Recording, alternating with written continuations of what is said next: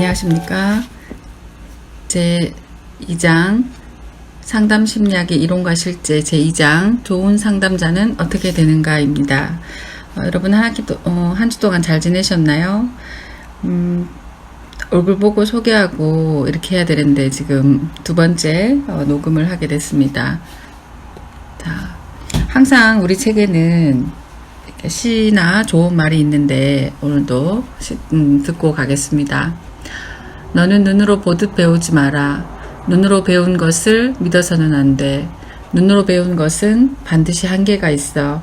너는 스스로 움직여서 알아내고 이해해야 돼. 네가 이미 알고 있는 것을 찾아야 해. 그러면 스스로 나는 법을 깨닫게 될 거야. 리처드 버크의 갈매기의 꿈입니다. 제가 이 책을 선정한 이유는 항상 책 공부하기 전에 이렇게 쉬어가는 멘트가 있어서 너무 좋습니다. 여러분들도 같이 좋은 시간 있으면 또 공유하고 이러면 좋겠습니다. 자, 그래도 우리가 상담 하는데요. 저는 조금 재밌게 하고 싶어서 심리 테스트를 하나 넣었습니다. 그래서 요거부터 시작하고 가겠습니다.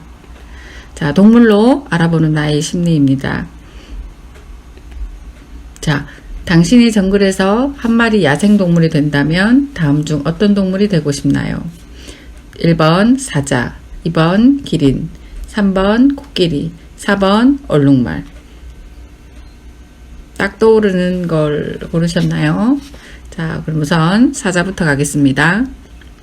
사자, 당신은 경쟁심이 약한 편이며 당신에게 있어 남의 것을 빼앗는다는 것은 있을 수도 없는 일이다. 항상 현상이 지속되기를 원하며 인내심 있고 다른 사람의 말을 잘 듣는 편이다. 평화적이고 여린 마음을 소유하고 있어 강해 보이지만 알고 보면 여리고 착한 사람입니다. 사자. 자, 기린, 당신은 경쟁심이 강하며 꼼꼼하고 신중한 편입니다. 때문에 분석력도 좋아 상대방의 성향이 파악이 빠른 편입니다. 남을 이기고 일어서는 일에 가책을 느끼기보다는 이를 경쟁이라고 생각합니다. 자, 코끼리, 당신은 자신에 대한 자부심이 강하며 자기 자신을 아끼고 사랑할 줄 아는 사람입니다. 남의 것을 탐내거나 질투하기보다는 자신의 것을 아끼고 사랑할 줄 아는 자아가 단단한 사람입니다. 자, 마지막 얼룩말. 당신은 주도형 성향으로 목적이 있으면 그 목적을 위해 앞만 보고 달려나가는 추진력이 강한 사람입니다. 때로는 너무 목표만 바라보고 달리다 보니 주변에 소홀해져 이기적으로 보일 수 있겠지만 문제를 해결하라고 결과를 빨리 얻고자 하기에는 자립심이 강한 편입니다. 자, 항상 수업 전에는 제가 심리 테스트를 하겠습니다. 한번 이제 자기를 이해하는 시간이 되었으면 좋겠습니다. 자, 이제 2장 좋은 상담자는 어떻게 되는가? 이게요, 상담자의 자질. 두 번째, 상담자 수련 과정. 세 번째, 상담 장면에서 겪게 되는 어려움입니다. 자, 항상 우리 책에는 길라잡이 물음이 있죠. 자, 첫 번째, 상담자는 어떤 사람이어야 하나요? 여러분이 생각하는 상담사는 생각해 본 적 있나요? 자, 두 번째, 상담자가 되기 위해서는 어떤 수련 과정을 거쳐야 할까요?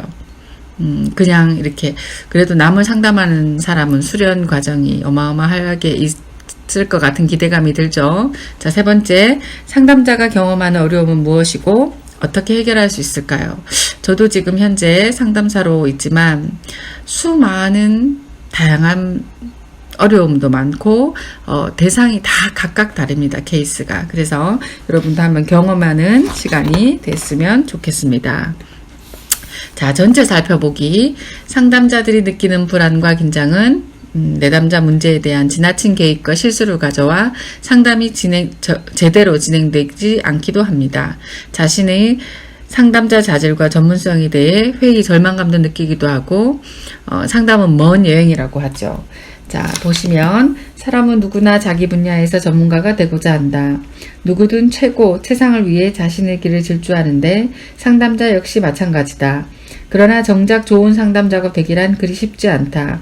의욕을 가지고 현장을 뛰어들지만 상담 장면에서 만나는 다양한 내담자와 그들이 가지는 문제는 상담자에게 긴장과 불안을 안겨준다. 상담자들이 느끼는 불안과 긴장은 내담자 문제에 대한 지나친 개입과 실수를 가져와 상담이 제대로 진행되지 않기도 한다. 배운 이론대로 상담을 해보지만 내담자의 반응이 예상대로 나오지 않을 때 당황하기도 하고 내담자에게 할 질문을 생각하느라 내담자의 말을 제대로 듣지 못하여 상담의 맥을 끊기도 한다. 때로는 내담자의 문제를 해결해주고 싶은 마음에 충고나 조언을 하여 내담자의 반발심이나 의존심을 불러일으키기도 한다. 그러다가 상담이 원활하게 진행되지 않거나 상담이 중단된 경우 스스로 자신의 상담자 자질과 전문성에 대해 회의를 느끼며 절망하기도 한다. 어떻게 보면 내담자의 문제에 대해 정확하게 파악하고 문제 해결을 위해 적절한 방법을 찾는 것은 상담장의 당연한 역할이다. 상담은 먼 여행이다.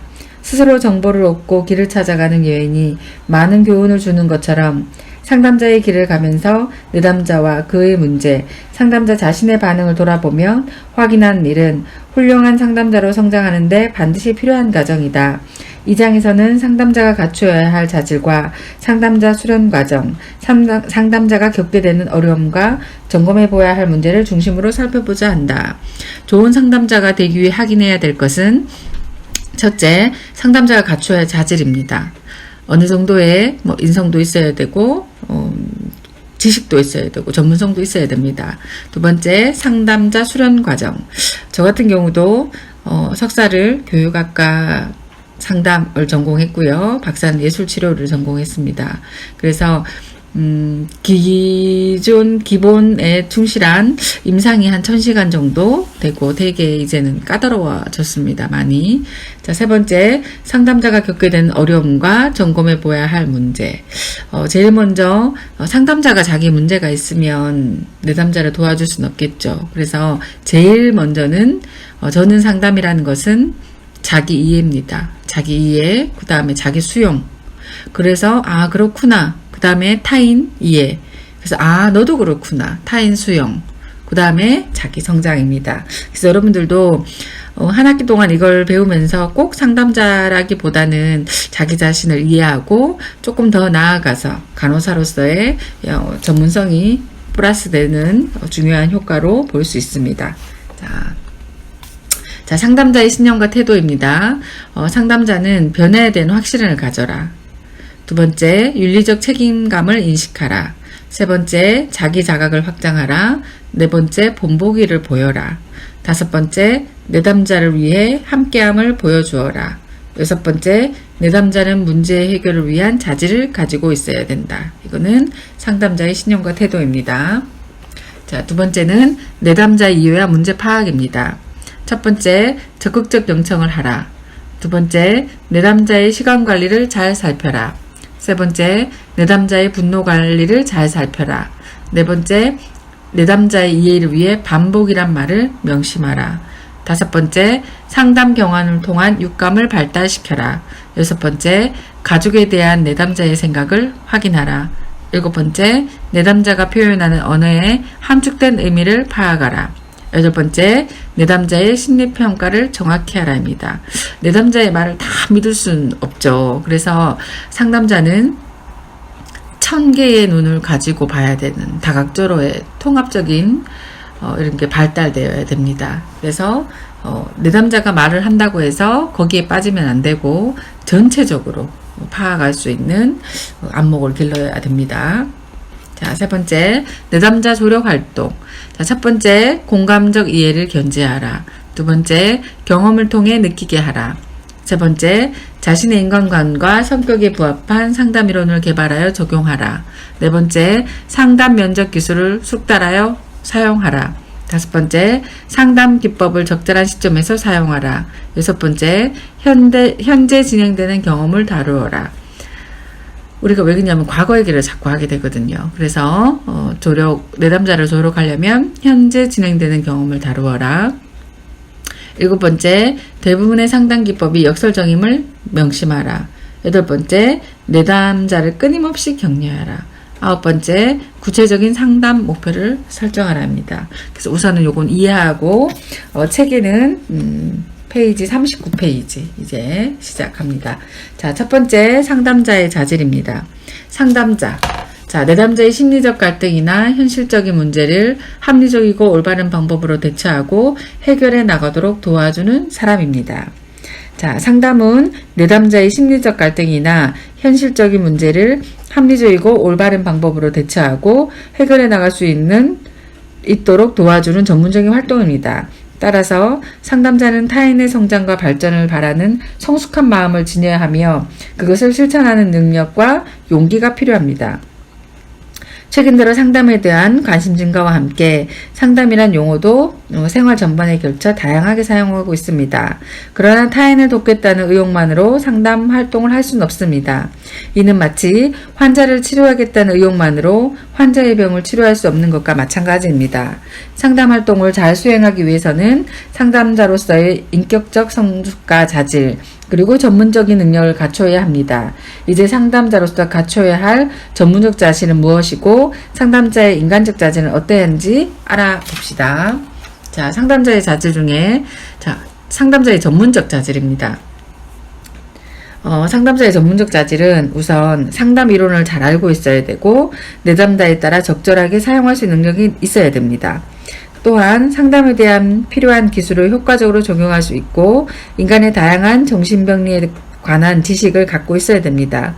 내담자를 이해하기 위해서 그들이 경험한 다양한 문화를 이해할 수 있어야 하고 상담자로서 지켜야 할 윤리를 잘 알고 이를 준수하도록 노력해야 됩니다. 자, 첫 번째, 심리학적 지식과 다양한 상담 이론의 활용입니다. 상담은 인간에 대한 총체적인 이해를 바탕으로 하는 활동입니다. 따라서 상담자는 인간의 생물학적 기초, 지각, 발달, 학습, 성격, 정서와 동기, 정신병리, 사회적 상호 등에 대한 지식을 포괄하고 있어야 합니다. 뿐만 아니라 발달심리, 성격심리, 학습심리, 사회심리, 지역사회심리 등을 통해서 인간과 관련된 다양한 주제에 대한 연구와 개념을 알고 있어야 합니다. 더군다나 상담은 내담자의 기질적, 성격적, 문화적, 개인차를 고려해야 하므로 모든 사람에게 항상 적용 가능한 상담 이론인 것은 사실상 불가능합니다. 그래서 상담 이론을 다 알고 거기에 맞춰서 내담자에게 맞추어서 내담자의 특성이나 상황에 따라서 맞춰서 적용하는 게 상담하는 게 좋습니다. 즉 상담자는 다양한 상담 이론을 습득하고 내담자와 내담자의 문제에 맞게 활용해야 됩니다. 자, 두 번째, 상담 기술 훈련입니다. 상담자는 효과적으로 상담을 진행하기 위해서 상담 이론에 대한 충분한 이해를 바탕으로 다양한 상담 기술을 적용할 수 있어야 합니다. 상담 기술을 익히는 것은 상담 기술에 대한 이론서를 읽는 것만으로는 한계가 있으며 오랜 시간 동안 실질적인 상담 기술을 훈련을 거쳐야 합니다. 저희 같은 경우도 전문 상담사를 따기 위해서 개인 상담 몇 시간, 집단 상담 몇 시간, 이렇게 훈련하는 시간이 있거든요. 그래서 그거를 다 취득한 다음에 그 이론에 맞는 또 시험에 전 과목에 70% 이상 합격을 해야만 자격증이 나오고 자격증 취득 후에도 매년마다 이렇게 관리하는 보수 교육이 있습니다. 그래서 끊임없이 공부해야 될 과목이 상담이라고 생각합니다. 자, 상담자는 상담을 배운다는 것은 어린아이가 걸음마를 배우는 것처럼 힘들고 어려운 일은 분명합니다. 그러나 무수히 넘어지고 심지어 다치기까지 하면서 꾸준히 걸음마를 연습하여 결국에는 잘 걷게 되는 것처럼 포기하지 않고 꾸준히 훈련해 나간다면 상담 기술을 자연스럽게 사용하면서 상담 능력이 나날이 향상되는 것을 볼 수 있을 겁니다. 자, 세 번째, 문화적 차이에 대한 이해입니다. 문화란 한 집단 구성원이 공유하고 있는 가치관이나 행동을 의미하는 것으로 거시적으로는 나라나 민족의 입장에서도 볼 수 있지만 미시적으로 보면 나이, 성별, 생활 양식, 사회 경제적 계층에 따른 차이를 의미할 수 있습니다. 내담자 역시 다양한 환경에서 성장하며 각기 다른 경험을 통해 현재의 자신의 모습을 만들어 왔습니다. 상담자 역시 내담자와 다른 문화 속에서 생활해 왔습니다. 이러한 문화의 차이는 개인뿐만 아니라 가정 간에서도 볼 수 있으며 현대사회의 다문화 가정의 증가와 더불어 상담에서는 더욱 중요시되는 부분입니다. 따라서 상담자는 내담자의 문화적 특징을 이해하는 것이 매우 중요합니다. 상담자가 내담자의 문화적 배경을 파악하고 이해한다면 내담자의 세계를 더욱 잘 이해하고 상담을 촉진시킬 수 있기 때문입니다. 자, 네 번째, 상담자의 윤리입니다. 상담자는 상담을 통하여 내담자가 자신에 대한 이해와 사회에 대한 적응을 할 수 있도록 돕습니다. 이러한 과정에서 상담자는 내담자를 보호하고 내담자의 이익을 최우선으로 고려해야 합니다. 윤리적인 문제가 상담 중에 발생했을 때 상담자의 선택과 결정은 내담자나 상담 전체에 매우 중요한 영향을 미칩니다. 그래서 미국의 경우 각 상담기관마다 윤리요강을 마련하였으며 우리나라에서도 한국상담학회와 한국상담심리학회 등이 상담자 윤리 강령을 마련해 놓았습니다.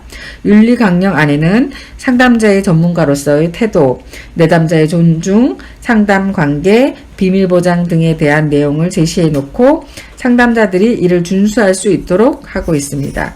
자, 요거는 중요한 윤리안이기 때문에 제가 시험 문제를 내겠죠. 자, 이거 들은 분은 표시해 놓으시면 좋겠습니다. 자, 상담자 윤리의 핵심은 상담자가 상담 서비스를 제공하기에 충분한 능력이 있는가, 즉 내담자의 어려움을 감소시키기 위한 태도와 기술을 상담자가 가지고 있는가의 점입니다. 자, 구체적으로 조금 살펴보면 우선 상담자는 성실해야 됩니다. 상담자는 상담이 시작되기 전에 상담의 목표나 기법, 위험성, 상담 시간과 상담료 등의 내담자에게 명확하게 알려야 됩니다. 그리고 상담자 능력의 한계나 상담자 개인의 문제로 상담을 지속할 수 없은 경우 미리 내담자에게 알리고 다른 상담자나 전문기관에 의뢰하거든 내담자에 대한 적절한 조치를 취해야 합니다. 상담을 종결할 때에도 내담자의 요구에 대해 논의하여야 되며 상담하는 과정 중에서도 다른 상담자나 슈퍼바이저의 논의를 통해 올바른 상담 진행과 종결이 이루어질 수 있도록 해야 합니다. 둘째, 상담자는 상담자에게 해를 끼쳐서는 안 됩니다. 상담자와 내담자는 다양한 사회적 관계와 연결되어 있을 가능성이 있습니다. 상담자는 될 수 있으면 이러한 이중관계를 피하는 것이 좋습니다. 특히 문제가 되는 것은 성관계입니다. 상담 과정에서 형성된 친밀감이 성접촉의 관계로 변질되는 우려가 많습니다. 내담자의 요구에 의해 이루어진 관계라 하더라도 상담자는 윤리적인 책임을 면할 수가 없습니다. 왜냐하면 상담자에게는 직업상보다 높은 수준의 윤리의식이 요구되며 또한 내담자는 일반적으로 상담자에 대한 의존도가 높게 마련이므로 이러한 관계를 대등한 관계라고 보기가 어렵기 때문입니다. 셋째, 상담자는 전문가로서의 책임을 준수해야 합니다. 상담자는 내담자에게 전문적인 상담 활동을 진행하는 사람으로서 교육이나 훈련이 이루어진 부분에 대해서만 상담 활동을 해야 합니다. 자신의 경험을 믿고 제대로 교육받지 않는 활동을 수행하거나 자신의 능력 밖의 활동을 해서는 안 됩니다. 상담자는 언제나 자신의 활동 분야에 대한 전문적인 정보와 지식을 유지하고 있으며 이를 위해 지속적인 교육과 훈련을 받아야 됩니다. 그리고 상담자로서 지켜야 할 윤리 강령을 준수하며 자신의 상담 활동에 대해서 돌아보고 반성하며 자신을 다시 회복하고 교육하는 기회를 가져야 합니다. 넷째, 상담자는 상담 과정에서 습득한 내담자의 정보에 대해 반드시 비밀을 지켜야 합니다. 비밀 보장에 대한 내용은 상담자와 상담 활동에 대한 신뢰를 의미합니다. 만약 내담자에 대한 비밀이 지키지 않아 내담자에게 피해가 발생한다면 내담자는 상담에 대한 신뢰가 떨어질 뿐만 아니라 타인에 대한 기본적인 신뢰감마저 무너질 수 있습니다. 그러므로 상담자는 무해한 정보라 할지라도 내담자의 허락 없이는 어떠한 내용도 공개해서는 안 됩니다. 우리나라의 경우 한국상담학회의 윤리과정과 한국상담심리학회의 상담심리사 규격과정에서 비밀보장 관련 규정을 다루고 있을 만큼 비밀보장에 대한 내용은 상담자가 지켜야 할 기본 윤리적인 규정입니다. 그래서 페이지 43페이지 보면 한국상담학회, 한국상담심리학회에 보면 이렇게 두 개의 비밀보장에 대한 관련 규정이 있습니다. 두 학기가 윤리적인 부분을 이처럼 구체적으로 제시해 놓은 것은 상담자의 윤리적인 부분이 얼마나 중요한지를 알려주는 단면일 것입니다. 그래서 여러분들도 항상 상담자는 비밀 유지가 제일 중요합니다. 자, 상담자 윤리. 상담자는 내담자를 보호하고 내담자의 이익을 최소한으로 고려해야 됩니다. 그래서 아까 요약을 하다 보면 첫째 성실성, 두 번째 내담자에게 해를 끼쳐서는 안 됩니다. 이중관계, 상관계 안 됩니다. 세 번째 전문가로서의 책임을 준수하고 네 번째 제일 중요한 비밀 유지입니다. 자, 상담자의 인간적 자질입니다. 상담자. 여러분이 혹시나 만나는 상담자들의 느낌은 어떤가요? 어떠셨을까요? 자, 상담자는 인격적으로 성숙한 만큼 내담자를 도울 수 있다는 말입니다. 상담에 대한 상담자의 전문적인 지식보다 인간적인 자질이 상담 효과를 결정짓는다고 할 만큼 인간적 자질은 매우 중요하다고 합니다. 상담자가 인격적으로 성숙하지 못하면 내담자의 다양한 문제를 다룰 수가 없습니다. 특히 상담자 자신의 것과 유사한 문제를 다루다 보면 감정의 동료가 되어서 내담자에게 진정한 도움을 주기가 어렵습니다. 상담자가 이런 문제를 극복하기 위해서는 자신의 무의식적 욕구를 잘 파악하고 자신의 내재된 갈등을 해결하는 것이 우선되어야 합니다. 그러면 상담자의 인간적 자질에 대해서 이제 구체적으로 알아봅니다. 자, 첫 번째, 인간에 대한 깊은 이해와 존중입니다. 자, 인간은 어떤 존재일까요? 생물학적, 심리학적, 영적인 존재로 어느 누구도 쉽게 판단하거나 평가할 수 없는 대상이 인간, 즉 사람입니다. 상담자는 이러한 사람들, 곧 내담자의 친구가 되고 가족이 되어 그들의 고통과 아픔을 함께 경험하자 할 뿐입니다. 그래서 상담은 그 내담자의 신발을 같이 신어보는 것. 그 대신 상담이 끝난 후에 어떻게 할까요? 다시 자기의 삶으로 들어와야 됩니다. 그래서 상담자는 제일 있어서면 안 되는 게 편견, 선입견입니다. 꼭 이건 버리셔야 됩니다. 상담자는 가능한 사심, 사욕, 편견 없이 내담자를 있는 그대로 이해하고 그에게 고통을 가져오게 한 내면 세계를 이해합니다. 혹시 내담자의 행동이 상식적으로 도저히 수용할 수 없는 것일지라도 그의 입장에서는 매우 당연한 것입니다. 그래서 여러분이 깊은 공감을 해야 되고 인간에 대한 이해는 단지 어느 한 인간이 처한 현실적인 문제를 파악하고 그로 인해 발생한 결과를 파악하는 정도는 부족합니다. 상대방의 마음속에 들어가서 그들의 문제를 파악하고 고통과 아픔을 함께 느낄 때 비로소 진정한 이해가 가능합니다. 그래서 상담자는 내담자의 경험을 있는 그대로 이해하고 수용하는 과정을 통해 자신의 문제에 벗어날 수 있습니다. 내담자가 보이는 감정, 생각, 행동들은 고정된 것이 아니라 매 순간 변합니다. 그래서 내담자는 일부 문제를 자신의 전부로 알고 괴로워하기도 하고 현실과 거리가 먼 부적절한 방식으로 살아갈 수 있습니다. 상담자가 감정이나 생각, 부정적인 경험을 수용하고 존중할 때 내담자는 더 이상 자신의 문제를 피하지 않고 비로소 자신의 문제를 증명하고 수용할 수 있게 됩니다.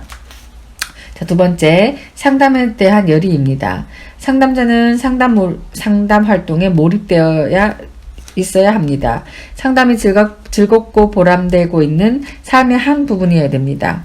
상담자는 내담자를 만나고 내담자의 경험에 공감하고 함께 협동하며 상담을 진행시킵니다. 내담자가 서서히 변화하면서 성숙한 모습으로 나아가는 것을 보면서 상담사는 보람을 느낍니다. 그래서 상담자는 상담 활동에 몰입할 수 있어야 되고 내담자를 돕겠다는 순수한 열정으로 상담에 임해야 됩니다. 세 번째, 다양한 경험과 상담관 정리. 상담자는 다양한 경험을 하는 것이 좋습니다. 상담자의 다양한 경험은 삶을 바라보는 관점을 넓혀서 내담자를 만나고 이해하는 데 큰 힘이 됩니다. 예를 들어 상담자가 공부를 잘하지 않고 부모님의 속을 태운 경험이 있는 학생이었다면 학교에서 공부 안 하는 친구와 싸움이나 하는 내담자를 만날 때 왜 그가 공부를 안 하는지 그 심정이 어떤지를 잘 헤아려 공감하기 쉬울 것입니다. 또 상담자가 남자라면 한국의 며느리들이 겪는 괴로움에 대해서는 이해가 잘 안 될 수 있어서 시부모와의 갈등에서 힘들어하는 며느리의 마음을 알아주기보다는 며느리의 의무와 역할에 대한 이야기를 상담에 많은 시간과 에너지를 쏟을 수 있습니다. 때로는 내담자도 부모님이 있는데 남편의 부모님을 욕하는 등의 비판적인 생각이 들어 상담이 방해가 될 수 있습니다. 그래서 여러분이 보면 상담을 통해 내담자의 입장을 쉽게 이해할 수 있고 이들이 적절한 도움을 제공함으로써 상담의 효과를 가져올 수 있습니다. 상담을 통해서 얻은 지식과 성과들을 바탕으로 상담자는 중요한 자산입니다. 경험도 되게 중요하겠지요. 자, 네 번째, 상담자 자신을 인정하고 돌보기. 상담자는 인격적으로 완성된 사람이 아닙니다. 인격적으로 성숙한 사람이 유능한 상담사가 될 수 있지만 그것이 전제 조건은 아닙니다. 즉 상담자도 슬프면 울고 화나면 인상을 찌푸리고 기쁘면 기뻐할 줄 아는 사람입니다. 상담자가 감정에 흔들리지 않는다거나 희노애락에 초연해야 하는 것은 아닙니다. 따라서 상담자는 한 인간으로서 자신을 존중하고 사랑하는 태도를 가져야 합니다. 이것은 내담자를 진정으로 돕게 만듭니다. 다섯 번째, 상담자의 가치관. 흔히 상담 장면에서 상담자는 가치 중립적이어야 한다고 말합니다. 상담자가 가치 중립적인 입장을 취해야 한다는 것은 자신의 가치관을 놓치지 말아야 한다는 의미가 아니라 자신의 가치관을 내담자에게 강요하지 말아야 한다는 겁니다. 그렇다고 내담자의 말을 무조건 경청하고 수용하는 소극적이고 가치 중립적인 역할을 하는 것이 아닙니다. 이처럼 상담자가 내담자의 관계에서 엄정하게 가치 중립적이 된다는 것은 쉬운 일이 아닙니다. 상담자는 중간에 가치 중립이 된다는 참 쉬운 일이 아닙니다. 그래서 이러한 가치관 차이가 현실 생활 속에서 어떤 갈등을 유발하는지 알 수 있는 예상될 수 있습니다. 자, 우리나라처럼 다종교 사회에서의 잘못 때문에 종교적 문제로 심각한 갈등이 유발될 수도 있습니다. 상담자는 내담자에게 자신의 종교적 입장과 가치를 강요하거나 은밀하게 주입해서도 안 됩니다. 종교적인 관점에서는 가치 중립적인 입장이 유지되어야 하지만 부득이한 경우에는 자신의 견해를 분명하게 밝히도록 할 수 있을 겁니다. 상담자는 필요한 경우 내담자의 가치관에 도전할 수 있으며 특정 행동이 파괴적이라고 느낄 때는 행동의 결과나 대가를 검토해 보도록 직면할 수 있습니다. 대부분 상담 장면에서 상담자가 가치관이 노출됩니다. 말과 행동의 바탕에 이미 가치관이 깔려 있으며 그것을 무리하게 배제하려는 노력은 가능하지 않고 또 그럴 필요는 없습니다. 자, 여기서 보시면 상담자와 내담자 사이에 가치의 충돌이 일어날 경우 여러 가지 예상할 수 있습니다. 전화 상담의 한 사례를 들어보겠습니다. 결혼한 지 7년 된 가정주부가 상담을 청해왔습니다. 남편의 수입은 부족하지 않은데 술만 마시면 폭행을 가한다는 것입니다. 결혼해서 두 자녀를 두고 있는데도 폭행이 계속 되풀이되어 이제는 지쳐 이혼을 하고 싶다고 했습니다. 가정폭력에 대해서 극단적으로 부정적인 생각을 가진 상담사는 이혼한 것이 좋겠다는 자신의 입장을 은근히 노출하게 되었고 내담자는 결국 이혼하게 됐습니다. 그런데 내담자는 2개월이 못 되어서 상담자에게 원망하는 전화를 걸었습니다. 상담자의 조언을 듣고 이혼했는데 지금은 후회를 한다는 내용이었습니다. 힘들어도 자식을 생각해서 가정을 지켜야 한다는 생각하는 사람이 있는가 하면 폭력을 행사하는 배우자는 단호하게 이혼해야 한다는 사람도 있습니다. 상담자에 따라서 가치관의 차이가 많이 다를 수 있습니다. 일반적으로 내담자는 상담자에게 의존적인 관계를 유지하는 경향이 있으므로 상담자의 가치관은 내담자의 판단과 선택에 큰 영향을 미칠 수 있습니다. 노골적이 아니라 은근한 표현도 내담자에서는 영향을 미치게 됐습니다. 그래서 항상 아까 말씀드린 가치 중립적이 된다는 것은 참 쉬운 일이 아닙니다. 그래서 여러분들도 상담 진행 과정에서 자신의 가치관을 솔직하게 개방해야 할 때라고 판단되면 내담자에게 개방할 필요가 있습니다. 다만 상담자의 가치관을 내담자에게 강요해서는 절대로 안 됩니다. 그래서 여러분 참 상담이 어마어마한 수련과 내공이 필요한 과목입니다. 자, 이제 한 번 동안 쭉 달려왔는데요. 자, 물 한 잔 마시고 또 기지개 펴시고 또 제가 일부러 이걸 정리하고 또다시 2-2강으로 다시 돌아오겠습니다. 네, 수고하셨습니다.